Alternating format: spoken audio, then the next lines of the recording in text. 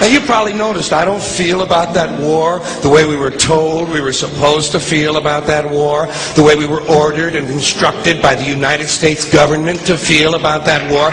You see, I tell you, my mind doesn't work that way. I got this real moron thing I do. It's called thinking. And I'm not a very good American because I like to form my own opinions. I don't just roll over when I'm told to. Sad to say, most Americans just roll over on command. Not me. I have certain rules I live by. My first rule, I don't believe anything the government tells me. Nothing. Zero. Nope.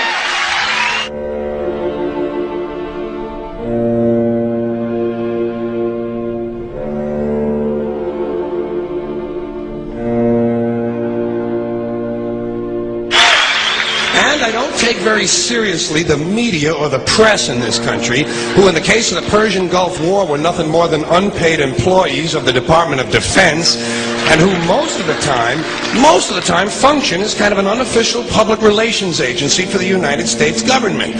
So I don't listen to them. I don't really believe in my country. And I gotta tell you folks, I don't get all choked up about yellow ribbons and American flags.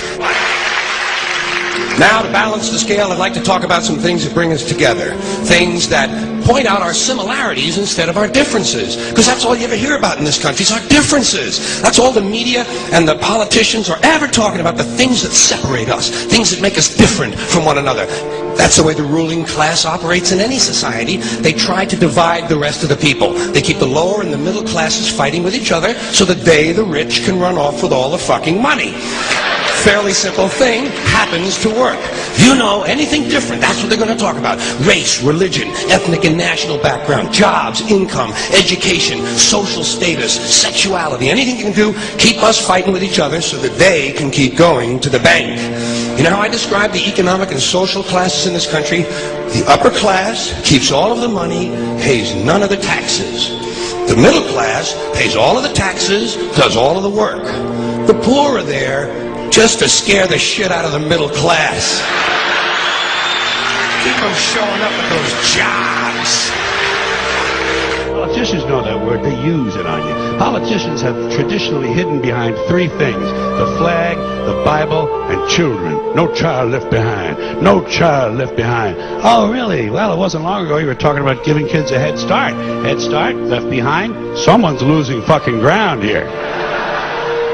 But there's a reason. There's a reason. There's a reason for this.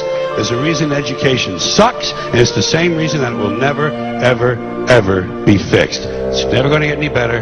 Don't look for it. Be happy with what you got. Because the owners of this country don't want that. I'm talking about the real owners now. The big, the wealthy, the real owners, the big wealthy business interests that control things and make all the important decisions. Forget the politicians. They're irrelevant. The politicians are put there to give you the idea that you have freedom of choice. You don't. You have no choice. You have owners. They own you. They own everything. They own all the important land. They own and control the corporations. They've long since bought and paid for the Senate, the Congress, the state houses, the city halls. They got the judges in their back pockets, and they own all the big all the big media companies. So they control just about all of the news and information you get to hear. They got you by the balls. They spend billions of dollars every year lobbying to get what they want. Well, we know what they want. They want more for themselves and less for everybody else. But I'll tell you what they don't want. They don't want a population of citizens capable of critical thinking. They don't want well-informed, well-educated people capable of critical thinking. They're not interested in that. That doesn't help them. That's against their interest. That's right. You know something? They don't want people who are smart enough to sit around the kitchen table and figure out how badly they're getting fucked by a system that threw them overboard 30 fucking years ago. They don't want that.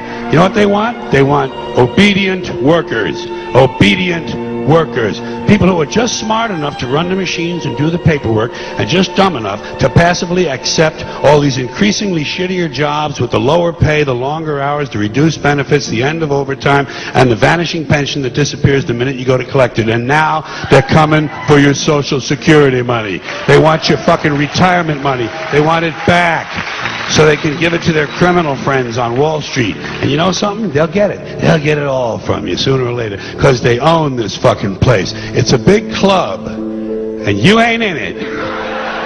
You and I are not in the big club.